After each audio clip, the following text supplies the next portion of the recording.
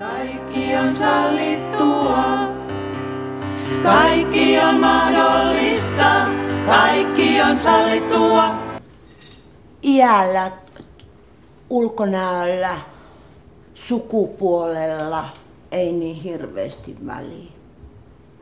Ihan mitä vaan, kunhan saan. Nimim, jos sais kerran reissullansa. Nyt sieväksikin kehuttuu ja villileijona on kyllästynyt baareihin ja kaipaa hurosta. Jos olet tumma, komea ja iloluontoinen ja uhraat vielä kuvasi, saat varmaan vastauksen.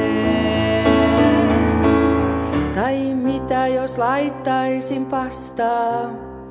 Lukisin satuja, saunoisin ehkä, kävisin kaupassa, pesisin vessan, katsottais yhdessä joku kiva leffa. Kaikki on mahdollista.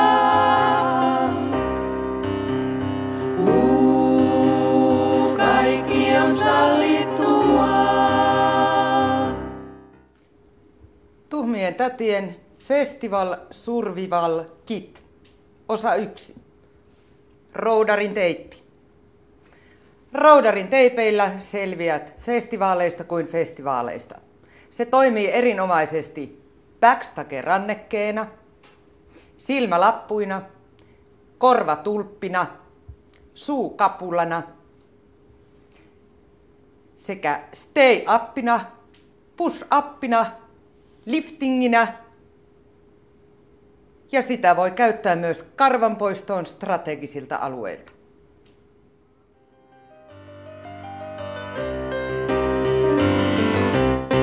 Näin nelikymppisenä enää harvemminkaan flaksi, mut meloskalja juotuani tuli nuoremmaksi.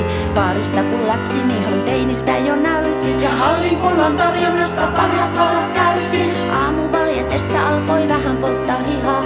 Leikkikaverihan oli selvää sakpolihaa. Synnille jo tuli ihan mukavasti palkkaa, mutta muista aina se ei pane joka valkkaa.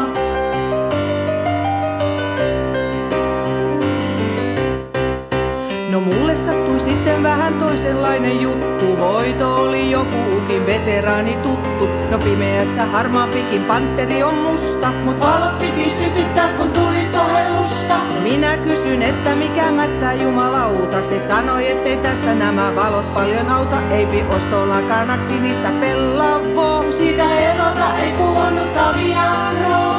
Siinä meni nuoret sekä vanhat samalla lailla. Aamulla ei oltu enää kyytipoika vailla. Synnille jo tuli ihan mukavasti palkkaa, mutta musta aina se ei pane joka valkkaa.